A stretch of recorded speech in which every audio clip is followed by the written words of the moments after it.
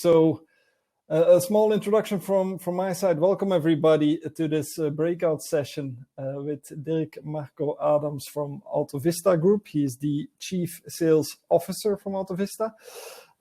We have an exciting session for us today, really focusing around, well, of course, obviously the topic remarketing becoming an exact science, but also looking at what are the levers that we need, taking into account the new trends and developments that we have within the remarketing industry.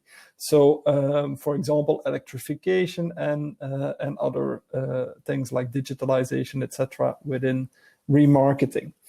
To everybody that is joining here, of course, if you have questions, you can put them in the chat box, and then after the presentation of Dirk-Marco, we will address those questions in a small Q&A moderated session. And then hopefully, of course, we can answer your questions as good as possible. Dirk, I see you already shared your screen, so that's great. So without any further ado, please go ahead with your presentation. Thank you. Yeah, thank you for joining our session. Just have, after the presentation of Johan, looked in my books if I found something where we have some tables and old tables about car specification or car valuation, because Johan used his old books to show how the valuation books looked in the past, but the new valuation books looking like this. So therefore, you don't have any more a book, you don't have any more the data in a written case, you have all in computers. So we start the presentation, let's go through it, and we have prepared a small agenda. So the first and the most important question is, what are the important levers for a professional remarketing in the future? And we have two big mega trends coming and seeing in the future. Is one, we have more and more electric cars on the roads, and we are more and more omni-channel, like Christoph said, a business in the automotive industry. So if you look about the electronic or the electric cars on the market, this is just, I would say, a conservative forecast for 2030. There will be 40% or more electric cars on the market in less than 10 years. And this is important because nobody has a long track record and experience how dealing with electric or BEV cars in the used car area. At the moment, a lot of this is, would say, driven by government support. So more and more cars in the new car sector are coming on the market, and more new cars are driving on the roads. The question is, what is in the second life cycle on the used car side with these cars? And if you just look what we talk about 120 billion euros a year, what we are dealing with in 2030. So therefore, it's a big amount of money we are dealing in 10 years just for this new, would say, energy sector and energy or type of engine. This is just something important. Also, what's important at the beginning, just to give a bigger picture about remarketing and a big about used car pricing, because remarketing and used car is an element of the total cost of ownership. Even it's one of the most important element, because it's up to 50% of the total cost of ownership is influenced by a good and a high remarketing price for a car. So therefore, it's important to have this under control, and it's important to look forward for this. So therefore, this is just to start with, and then go through the different levers. So one of the most important lever for the future is, for sure, you have to have access today and tomorrow to used car sources. So do you have enough used car sources for the future? And have you make sure that your used car sources from today are still available tomorrow? And do you have enough cars to deal with? That's an important question. The second thing, and therefore I would say a little bit correct, perhaps the discussion before, to say pricing is the most important thing. Yes, price is important, but the vehicle description is even more important, because you start with the exact and with the correct description before you do a pricing for a car. And you have to walk away from the single market view. You have to deal with in all countries in Europe. And the third thing is you have to have good sources, and that's important. We discussed before in the conference, reliable sources, and you have to have different sources and different informations. As more as you can get, as better it is for your final decision. And last but not least, you have to enrich this data. You have to enrich this specification and price data with some additional information like market demand. So I totally agree with Indicator that the market demand is important to get the pricing. The stock turn is important, but also repair cost, total cost of ownership. So all this will influence in the future how a used car buyer will choose this or this car. And the best is easy data, easy to access, easy to use. In the coming minutes, I will present you how we at, Autovista would say, deal with all this. And remember good old times on the used car market. It was easy. You had a used car seller. He has all his knowledge in his mind. He was experienced in doing this for many, many years. And he had the gut feeling, what Jan-Peter said at the beginning. He had this gut feeling. He had the sense, okay, which car will have which price. Today, you need more, everything at a glance in one tool, easy to access. And also a second thing for me is, do you want to compare this? No, you never compare this with each other. So therefore, the question is what you compare with this car you want to look for. Just to give you a background, in Germany, we talk about, if you just take the current models available on a new car, we talk about 24,000 cars and models. With 6.2 million equipments, with 5.4 million price and build rules. If you take what you normally do in a used car market, 12 years history, we talk about 45 or 46 million price and build rules. So nobody has this in his mind. So you have to have a database in the background who deal with all these possible combinations. And also, if you want to have this today, if you take 1.1 million as a risk fleet in Europe, and we say only 10% of these cars, and we have discussed this before, are not correctly described on the portal with their equipment, and we only take 250 euro per vehicle, we talk about 27 million euro, which are lost every year because 10% of the cars are not correctly described. And I gave you an example because you say perhaps, oh, 250 vehicles euros is much.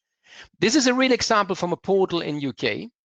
This is a BMW 320. And this car has not highlighted and not listed the three equipments in this list. So he missed 1,600 pounds as an equipment in his description. So would you know this by heart? Not. So therefore, what's the easiest way to do this? And what's the best way to do this at this time? So the best and easiest way is you take the chassis number, so the vehicle identification number, and every car has only one number, and that's this car. And then you could call manufacturer databases like we do. They gave you an answer, but then you have to enrich this with a 12 or 20 year description database. We say, okay, in 2002, this car has this price list. This was the option. And then we gave you the description backwards. And that's the only and easy way to identify each car on a 100% correct equipment description. And you have to take this into account if you value a car and if you describe this. And that's important to have this in mind. So the vehicle identification number is the one and only possibility to have this all information. In some countries in Europe, and that's also not clear on the European GDPR, in some countries you could have the number plate. But the number plate don't give you all this detail. The number plate gives you a certain detail where you can deal with, but only the vehicle identification number gives you all the details for the cars. In some markets, there are some sources that collect since 10 years all registered cars, like in Netherlands. Therefore, this database would give you all the information. But in most of the markets, you need the vehicle identification number to have all this information. On the other step is just how we, as Autovista, source data. So we get data from portals In 90% of the cases, we have a contract with each of the portals, and we buy the data to be sure we have not crapped the data. We have auction house data. We deal with many big auction houses in Europe, example BCA, and we get their data in our database. Also, we have data from real fleet and finance companies, and for sure with dealers. And we get all data from manufacturers on the list price, on the car parts, and as I said, the VIN lookup. So we bring this all together on specification, valuation, and repair, and then we deliver this to our customers in different ways. So some, they might want to have a platform, some want to integrate this data as an API web service in their tool, and some other ones, they want to have the pure raw data on an FTP server and then work with it. So all is possible, but it's important that you are, and therefore I totally agree also with Morten to say, you have to be transparent. You have to be transparent with your customers, where you get this data, how you deal with this data, and that's important. Don't buy any data where you have not, would say, the security where they come from. And therefore, it's important that you rely on this data, therefore make sure that you don't have a huge risk with it. You can grab some data. It's not forbidden to grab data. The scrapping is allowed, but make sure that is a source what you can use ongoing. And you can be sure that the portals, they are not amused if you only scrap the data. They will do a lot against that you cannot grab the data anymore. So they will have also people that are working on this on a daily basis. So therefore, our rule was always, in 90% we have this already. Some portals in Europe, and mainly in the North European countries, they don't want to give you the data, even if you paid for them. So there you have to grab. But in 90%, or let's say Germany, Italy, Spain, would say UK, we buy the data, and that's important that we have this source. Which data we provide, or which values we provide. It's important to have different prices. So let's start with the live retail price, and we call it spot in our tools. So this spot price is a regional pricing. It's a live price from today from our sources, and you see all the sources here. And as I said, in 95% of the cases, we buy the data from them. So it's a live retail price, what we show there. But we have also this monthly trade or retail price, which is updated from our experts. And they also have all the sources like auction houses, dealers, fleet. So therefore, this is the monthly, would say, actual value, and that's a national value. What we also build for our leasing and fleet customers and for the banks, we have this national forecast on trade and retail.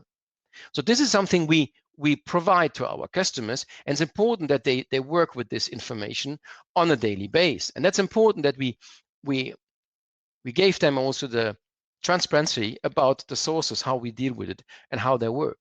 And you can be sure there are some manufacturers, they say, oh, the price is not high enough. So they claim it. But we try to be transparent, and if more information we have, as better the price is.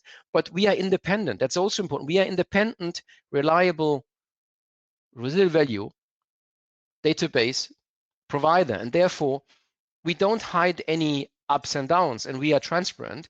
And if we have good values for a car, why hide them? Or if we have bad values, why we hide them? Because our customers have to rely on good data. That's important. And how we integrate this in tools. And it's another example. This is a dealer tool, just an example. And you see here the stock days, and you can also choose which kind of detail you want to compare with. So if you want to compare Apple with shoes, perhaps you just take the red ones, but this is just the same cars, like a Volkswagen Golf. But no, I don't want to have this. I want to have really only the cars with exactly the same equipment, engine, trim line, everything. And also you can see where are the offers are based and who's the detail. And this is now also looking in a new platform like this. This is a new platform where you see all this information at a glance for a car. You see also the trade price. You see the adjusted prices with information coming from the portals. But it's not only this, would say, pricing. It's also about what was this car in the past, how the price for this car has developed and changed in the past 3 or 6 months. And also you have the information in which area you want to compare with, just in the 100 kilometer, bigger or wider screen. And also last but not least, you want to have repair information. Perhaps you have to repair the car before you resell it. And if you want to repair the car, you want to know what is the cost for repairing. And also this data are coming from the OEMs in our, would say, tool. And you can calculate for this car, for example, what are the repair costs. And you get all the information then, and you can even deal with this for the customer. You have the pricing, what is the repair cost for this car. And again, we try to deliver our data in 3 different ways. You can get it on the platform, as you see this dealer tools or remarketing tools as a sales solution on the screen. But we also deliver this in an API web service. So you can get this as an API web service and integrate in your own solution, what many big dealer groups are doing at the moment. Or you can get this as a raw data file on a daily base, on a weekly base, on a monthly base, and work with this on a data FTP server. That's from my side. And now I would be happy to answering some questions from your side. All right. Thank you very much, Dirk. Very interesting presentation. Gives a little bit of an insight indeed in what Autovista can offer today already in the market. We do already have a couple of questions that came in via LinkedIn before, and I also have a couple of questions myself. But of course, to the audience, if you have questions also, please put them in the chat box, and then we can address them here as well. But I start, if I may, with a question of myself, just to get a little bit of an understanding, Dirk-Marco. As you know, I used to work also for a leasing company, an international leasing company. And I'm wondering if looking at the data that is available today, and as you just explained, do you think there are still challenges actually to stop or refrain leasing companies from working a little bit more, putting the push a little bit more on flexible contracts? I mean, if we know now on a daily basis live what the value of a specific vehicle is, of course, that would allow leasing companies also to work with a little bit more flexibility. What is refraining us, I mean, the leasing companies in this case, from doing that already today? We have many customers. They are starting this kind of what they call golden moment, would say, calculation.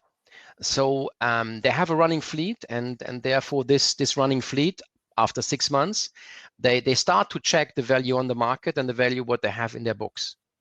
And there come a gold moment when you have then the equity parity between the value in the book and the value on the market, and especially if you integrate some manufacturer support for new car selling. So this gold moment calculation is coming to the market, and therefore you might get a call from your leasing company after 12 months for a 3 months leasing contract what you have signed. Oh, you can change the car now, and we will put the new car for the same amount, and you have for the next 3 years. In the past, it was more that, I guess it's also that the remarketing at a leasing company was more a closed environment. Now they get more flexible, and they also see the possibility.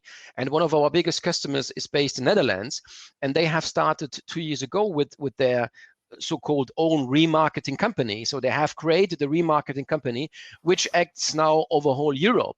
And this company is using since 2 years our international values to decide in which market they will source the car, in which market they will sell the car, by using all this VIN identification and then valuation on the local market prices. And this is something what also I think Morten described in his pan-European decision. It's important that you now start looking across the border, and you have to translate this car into another, would say, country description, because a level 2 car in Germany is not a level 2 car in Spain. So therefore, you have to compare apples with apples.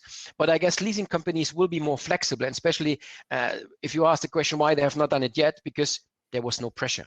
Okay. And there will be a pressure, there will be a demand, because especially with the new engine types and energy types, there will be a shorter and a more flexible offer for the customer. So there will come in new cars much shorter and much sooner on the market. Okay, thank you, Dirk. I think that ties in also with a question that we received via LinkedIn. I mean, looking at Crossborder and looking at the electrification of our fleets as an example, but of course there's a big impact from government regulations across the different countries. What impact will that have on remarketing? Because I can imagine that an electric car, if they're coming with quite a volume in the future within let's say the remarketing sphere, I can imagine that it will be even more difficult for certain countries or in certain countries to sell a second-hand electric vehicle. So what impact will that have in the future on residual values? That's a cross-border story. Yeah. First of all, a government support in all the cases for all used cars have a decreasing effect on the RV. Why? Because you start on a lower level. The RV curves don't start at the list price. The RV curve starts at the first transaction price. And if you have a high government support, like let's say 5,000, 10,000 euros, there is a theoretical list price from this, but the real starting point is 10,000 euros less. And as we acquired our new company in Norway just a few months ago, so Roadboka is also our new company now in Norway, we have a big track record on electric cars, how they perform on the used car market. But the Norway government has done something really, really, would say rude. They say, by 2030, no combustion engines on our market. So therefore, they try to kill all new cars with combustion engines. But normally a used car is running 10 maximum to 15 years on the market. So you will see the next 10, 15 years combustion engines on the market. And the electric cars without a government support will have a much lower percentage RV and will comparable with the combustion engines if the government not starting to put some used car support for electric cars. And I guess in 5 years' time, we will talk about this, because then the governments, they have to do something to support used cars on the market if they want to get rid of let's say the older used cars. And there was some scrappage bonus in the past in some markets for used cars. So you even get a scrappage bonus if you put your old, let's say, petrol or diesel engines away and take a newer used car. So some governments have done this. And we look about this all Europe, because we have a TCO tool, what is updated also on a monthly base, where we take also into account this kind of government supports across the markets. But you cannot predict how a government tomorrow decide in his country. So therefore, it's always, you have to be up to date with this information. But at the moment, we see a big pressure on, would say, electric engines in the future on the used car market. As long as they're not a huge volume, perhaps it's easy to handle, but there will come a bigger volume in 5 years, let's say, or even 3 years. No, it's indeed. Thank you, Dirk-Marco. I think indeed you're right. It's also very much dependent on legislation that might pop up on the used car perspective in some countries. Just looking back at Autovista a little bit, you mentioned obviously that you have links, or how can I say it, VIN lookups with manufacturers. I presume some of them are with APIs directly, so that goes automatically. Others might be via a different form. Is that with all the manufacturers that you have that already today, or is that limited? Or there's some a little more hesitant? Yes, it's depending on the market. We have between, I would say, in the worst case, we would have 40% of the manufacturers in the market, but in the general G5, I would say we are between 80 and 95% of the cars on the market. So I would say no, we don't have all the manufacturers, but I would say yes for the more common ones and for the more important ones, because it's not so important for Dacia to have all the equipments than for BMW or Mercedes. So therefore, the equipment is important when it gets to higher values, and the fleet and leasing business is normally higher equipped cars with more different equipment, and therefore it's important to know. And we have talked to salespeople. They said in the past, like an Audi dealer, the salesperson said, I have to go out to the 5 Series BMW, you have to look what's inside for 10, 15 minutes to see which leather, which navigation system. They can see the trim line, but all the detail you cannot see. With the VIN, it costs you 5 seconds. You have all the detail, and we gave you even the value for this equipment today. We gave you the new price and the value today for this equipment. And we can see in our tools which equipment is more or less demanded. We have some manufacturers, they ask us, could you give us the best combination of a car to put this perhaps in a new trim line, because that's the most sold used car version with this combination. So therefore, it's extremely important. And we have every month a new country with a new brand in the VIN service. So we are working on this. We will never have 100% because that's not possible. For some manufacturers, it's complicated for them to know all this data because they have not one database with all this information. It's easier for manufacturers to produce in Europe. So therefore, we get to the point and we work with manufacturers closely, and manufacturers know that it's important information because they charge for this. It's not for free. You don't get this information for free. So you have to pay for it, and they know it's important, but they know it's also important to get a higher RV, because for them, if they have more description with detailed equipment, their RV will be improved. That's also the flip side of for them. Yeah, makes sense. All right. Dirk-Marco, I think we're close to time. Just one more question, just to round up, perhaps, given the last, let's say, special 12 months with Corona, etc. Based on all the experience and the data that you guys have, where are the residual values going through in the next 12 months? Any estimations, any gamble, any guess? Yeah, first of all, I would like to thank you all our customers if they're on the call today, because we have a really a good relation with them the last 12 months. We are exactly now for 12 months all working from home. So you see, I'm not in the office, I'm working from home because we have stopped working in the office last year in March. So nobody is in the office since 12 months. We have worked with customer closely, and we saw in the second lockdown much less impact on the business than in the first lockdown, because more and more companies now are prepared, working fully flexible at home, using digital data.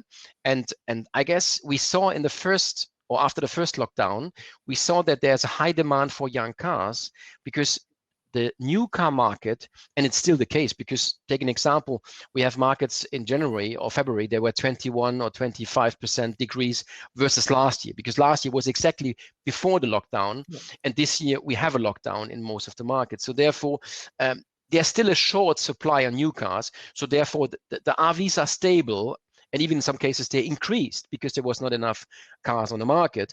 But as soon as the lockdown is over, as soon then the manufacturers that will push again with demo cars, with short-term rentals, new cars on the market, the RVs will get under pressure. But for the moment, the used car market was more stable than the new car market. And therefore, everybody who's playing and acting in the used car market, I guess, was less impacted than the only new car, would say, companies.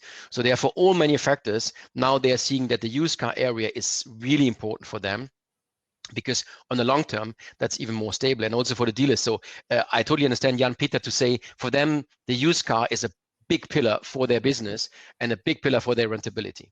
Makes sense. All right. Thank you very much, Dirk-Marco. Thank you, Autovista, for this very interesting session. For the audience that's here with us right now, so we now have I think, 20-minute break, networking break, where you could go on your left-hand side of the screen. You can go to networking and start talking with your peers, your customers, your suppliers for 20 minutes. And then at 4 p.m., if I'm correct, we're going to start again at main stage with Silvio Grandelis, who's managing partner at Improve. So thank you very much. Thank you, the audience. Thank you, Sven. Bye. Bye-bye. Bye-bye.